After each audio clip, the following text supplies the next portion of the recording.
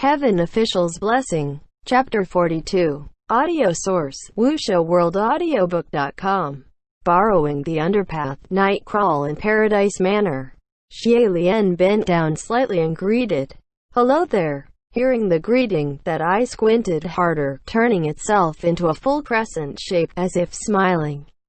The large eye spun left and right, extremely lively, as if it wasn't just a pattern carved onto a scimitar hilt, but at a real live eye born of human. Hua Cheng's lips lifted upwards. "Gurgur, it likes you." Xie Lian raised his head. "Really?" Hua Cheng raised his brows. "Really? If it didn't, it'd be too lazy to even blink open. In fact, there are very few that Yiming actually likes." Hearing this, Xie Lian felt at peace, and said warmly to Yiming, "Well, thank you." He then turned to Hua Cheng. "I rather like it too." At his words, that eye blinked madly, and started shaking while still hung around Hua Cheng's waist.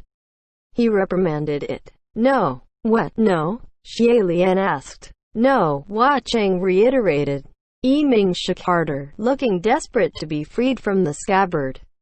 Xie Lian asked curiously, "Are you telling it, no?" Single quote, quote dot. "Yes." Hua Cheng explained in a serious tone. "It wants you to pet it, but I'm telling it no." Xie Lian grinned. "Well, what's wrong with that?" and stretched out a hand. Yiming widened its eyes, looking at him expectantly. Xie Lian was going to pet the eyeball, but thought it'd be poking the eye and hurting it, so he lowered his hand and stroked lightly along the curve of the hilt. The eye had squinted itself into a full crescent line, and trembled. Xie Lian thought it incredibly intriguing, the more he stroked the scimitar. Xie Lian himself was the type animals liked. When he'd pet those furry dogs and cats, they'd get comfortable and often throw themselves into his embrace. Who knew that he'd be petting a cold, silver scimitar, that legendary scimitar no less? Like he would a puppy. How is it a bloody curse-blade of misfortune? Xie Lian didn't believe it before, but after seeing with his own eyes, he threw away the awful hearsays to the back burner, into the not-believable pile of trash.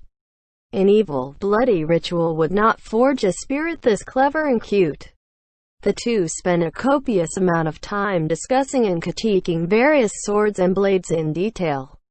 And Xie Lian exited the armory in high spirits after grabbing hold of Hua Cheng's hands to return to Paradise Hall.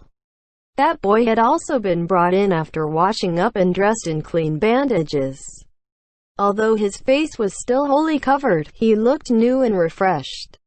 Looking at him anew, the boy was slender and delicate, and should have been a seedling with infinite possibilities, but alas, the him now was one with his shoulders slumped and waist bent, a shriveled form who couldn't meet anyone's eyes. Xie Lian couldn't help but feel heartbroken for him. He pulled the boy to sit. "The last few words Xiao Ying said had the intention of having me take care of you, and I technically agreed to it. But nevertheless, I still have to ask for your opinion on it. Would you be interested in following me in cultivation from now on?"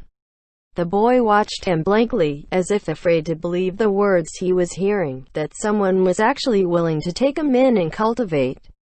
Xie Lian continued, "I can't say the conditions at my place are good, but I can still promise you won't need to hide any longer, and won't need to steal for food or get beaten." When he spoke, Xie Lian didn't notice that next to him, Hua Cheng's eyes were narrowed, watching the boy with a cold, judging look. Xie Lian continued warmly, "If you can't remember your own name, then why don't we come up with a new one?" The boy thought about it and said, "Ying." Xie Lian supposed that the name was to commemorate Xiao Ying and nodded. "Good. That's a good name. You're of the Yang Kingdom, and Yang An's national surname is Lang, so why don't you use that as your new name and call yourself Lang Ying?" The boy finally nodded. Xie Lian took that as the boy's acceptance in following after him. The banquet began. It's a small feast Hua Cheng prepared for Xie Lian, but by its setup, it's of a size that could very well host over 10 people. Numerous women had in their hands a jaded plate, and upon the plates were various kinds of delightful refreshments, delicate dishes, fresh fruits, and goodies. Their offerings were endless, and their steps were dainty and light as they walked along the sides of the main hall in a line, each presenting their jaded plate as they approached the black jaded futon. Lang Ying only watched but didn't dare to reach out, and it wasn't until Xie Lian pushed a few of the plates toward him before he slowly grabbed a few items to eat. Watching him, another scene flashed in Xie Lian's mind. It was also another boy whose face was wrapped in bandages, dirty and unkempt, kneeling on the floor with a plate of offerings, his head bowed low as he stuffed his face in secret. Just then, a sashaying lady in purple silk approached, offering a carafe of wine. Hua Cheng reached out and poured Xie Lian a glass. "Won't you have one?" Xie Lian had a bunch of things on mind and wasn't paying attention, so he carelessly accepted the glass and drank. It wasn't until the liquid entered his mouth that he realized it was alcohol, and moved his gaze back. But this turn made them see what was behind Hua Cheng's back. The lady who offered the wine winked at him. Xie Lian spat on the spot. PFFTTT. Good thing he already swallowed that sip of wine and nothing came splattering out of his mouth. He only choked, coughing non-stop. Lang Ying took fright and almost dropped the cake in his hand. Xie Lian soothed as he coughed. "It's nothing. It's nothing." Hua Cheng gently patted his back. "What's wrong? Is the wine not to your liking?" Xie Lian hurriedly explained himself. "Oh no, it's very good. I just suddenly remembered that my cultivation method forbids alcohol." "Oh," Hua Cheng said, "then this is my fault for not being considerate, and made Gerger break his mandate." "It's not your fault," Xie Lian said.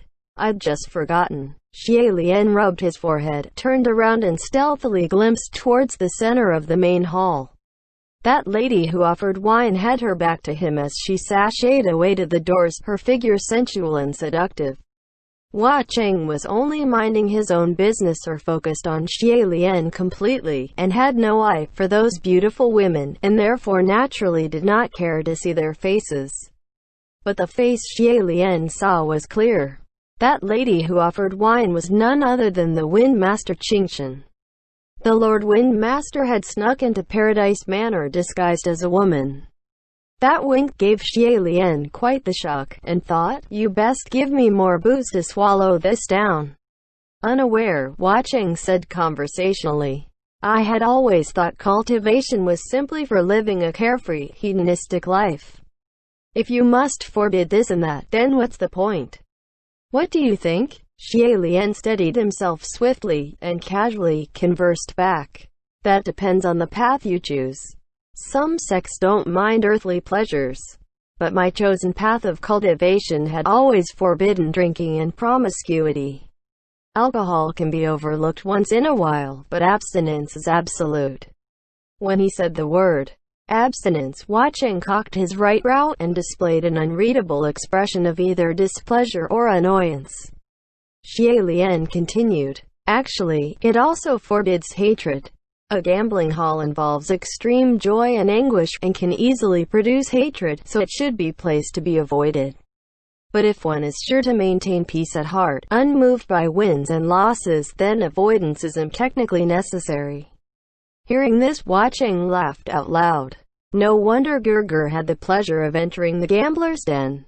Going around in circles, Xie Lian finally brought the subject of the conversation naturally to gambling, and said, "Speaking of which, San Len, your gambling techniques are amazing to behold."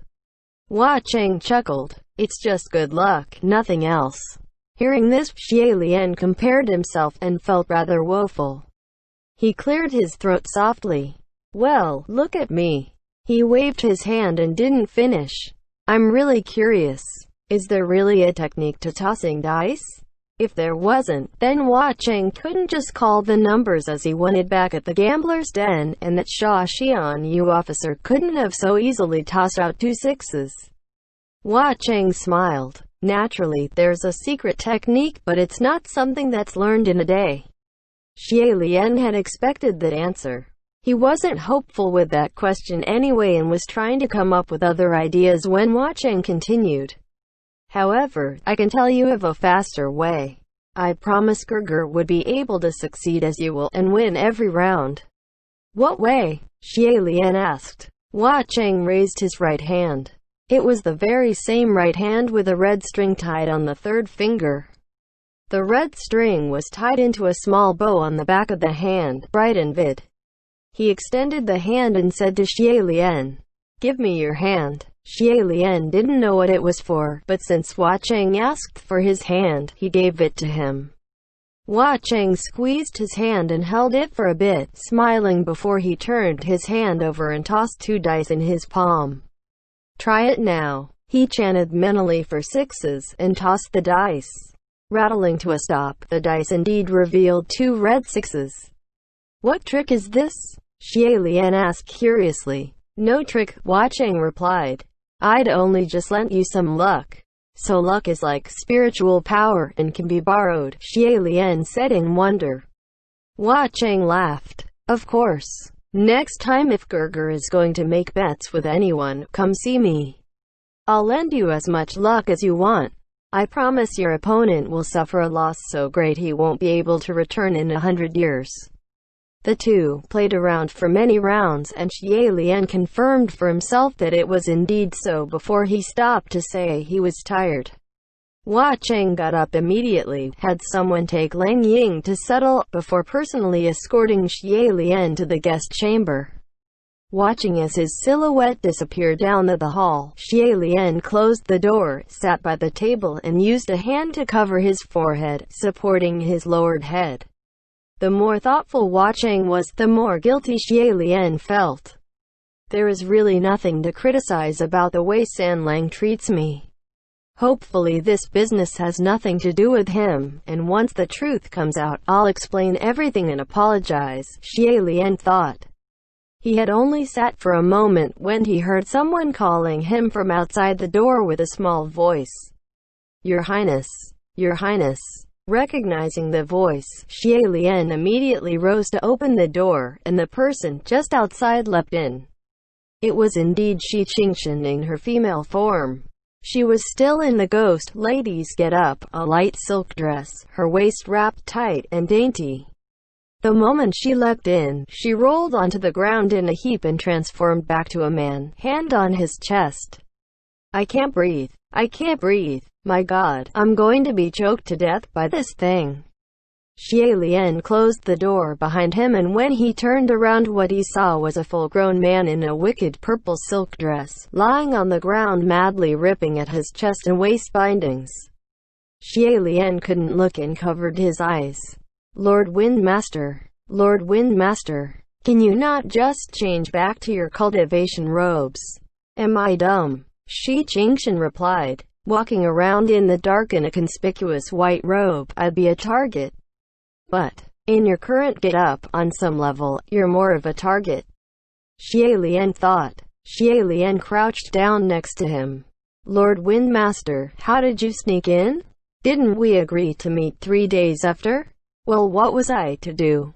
Shi Qingshan replied. "I asked around on the streets and they all said your highness was sent to the Paradise Manor, and is in Paradise Manor, the Ghost King's lair." Even the name of the place sounded bad. I watched from afar and decided it was definitely an obscene in one place, so I was worried about you and snuck in using all of my power. What an unlucky journey this has been. Either I get dragged to facials by women and girls, or I had to swallow my honor to dress like this. I have never, ever, made sacrifices this huge. Aren't you rather enjoying yourself?" Xie Lian thought. "Where's His Highness Taiwa? If you left him waiting outside, what if he starts something?" Shi Qingshan finally ripped out all the bindings, took a deep breath, and flattened on the ground like a puddle. "Don't worry. I pulled rank and commanded him to not move a muscle, so there shouldn't be any issues. But seriously, your highness, you're so lucky." "Huh?" Xie Lian gaped. "Me? Lucky?" "Yes," Shi Qingshan exclaimed. "Look how miserable Lang Qianshu and I are. We either get hung with the threat of having our pants pulled, or we wander the streets like feral dogs without a place to take us in. And here you are, eating well, sleeping well, and there's even a ghost king keeping you company." By that comparison, they were indeed rather miserable. Shi Qingshan finally pulled himself up from the floor. So, Your Highness, do you still remember our objective for coming to the Ghost City? Xie Lian returned to being serious and replied, Of course I remember. Back at the Paradise Hall I was preparing for our mission. Shi Qingshan looked at him confusedly. Really? What exactly did you prepare at the Paradise Hall? I only remember you playing around with a Crimson Rain sought flower rolling dice. You guys weren't even playing properly. You feeling up his hands and him feeling up yours. What kind of play was that? Xie Lian explained himself. Lord Windmaster, please don't make it sound so weird. We were only trying something out. I found some clues here in the Paradise Manor and was investigating.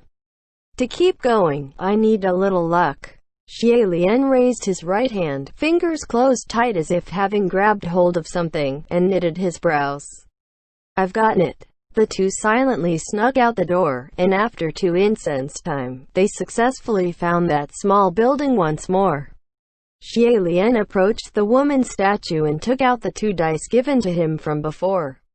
He paused and took a deep breath before tossing the dice. The 2 little objects rattled before settling, and sure enough there were 2 red 6s. Xie Lian let out a breath of relief but felt worse remembering that this luck was lent to him earlier at the Paradise Hall by Hua Cheng. Seeing his remorseful expression, Shi Qingshan patted his shoulders. Since we've come this far, just let it go. But this Crimson Rain sought flower really is quite sincere and treats you well. If I were you, I would have declined this mission from Jun Wu no matter how he begs, lest I be poor friend. Xie Lian shook his head. In the end, Shi Qingshan could only say such words because he didn't know Jun Wu very well. This whole business was certainly awkward for Xie Lian, and Jun Wu had known it. From his understanding of Jun Wu's character, under the circumstances he would never have mentioned this, and would have appointed another heavenly official to the mission. But even knowing this would be awkward for Xie Lian, Jun Wu still requested for his assistance, which could only mean one thing. Jun Wu had no one else who was better suited to take on this mission, and only asked him out of necessity. If that was the case, Xie Lian had no choice. Besides, the missing heavenly official set off the distress signal 7 days ago, and Hua Cheng also left 7 days ago. This was a coincidence he couldn't ignore. Xie Lian sighed before taking back the dice and pushed the door. Behind the glamorous gates was no longer the small simple chamber he'd seen before, but a dark tunnel with a long stairway stretching into the abyss below, and a cold breeze blowing at them from the blackness. Xie Lian traded looks with Shi Qingshan and nodded. One behind the other, the 2 entered the tunnel and entered the darkness. Shi Qingshan took the lead. He snapped his fingers and ignited a palm flame, and lit up the steps under their feet. Xie Lian closed the door gently and followed behind. As they descended, Xie Lian inquired with Shi Qingshan, Lord Windmaster, were there any heavenly officials banished from the heavenly court in recent years? I mean besides me. There were, Shi Qingshan replied. Why do you ask? Because I saw on the wrist of that Sha Xianyu officer from the Ghost City a cursed shackle. It could only come from the heavens. No. Shi Qingshan was surprised. What? Cursed shackle? That Crimson Rain sought flower is using a former heavenly official as his subordinate. What arrogance? It can't be arrogance. Xie Lian responded. If one no longer belongs to the heavens, then wherever one goes would be their choice. Originally there really was no need to question his motives, but that officer's been acting suspiciously. It's worrisome, so I wanted to see what Lord Windmaster's thoughts are on his identity. Shi Qingshan gave it some thought and said, there was indeed a martial god of the West who was banished a few years back, and it caused quite the stir at the time. Martial god of the West. Wasn't that Quan Yijun? Shi Qingshan continued, but I don't think that Highness would descend to the ghost realm to be a demon officer. He came from an established, traditional background and his character wasn't frivolous. If that was the case, then why was he banished? Xie Lian was about to continue his inquiry when the two came to flat ground after 60 or so stone steps. Before them was a road about 5 to 6 people wide, going in only one direction that's shrouded in darkness, and the staircase right behind. On either side were thick, solid walls, so there wasn't any need to debate where to go. Just go forward. Only after walking along the path for over 200 steps, a cold stone wall appeared before the two, blocking their path.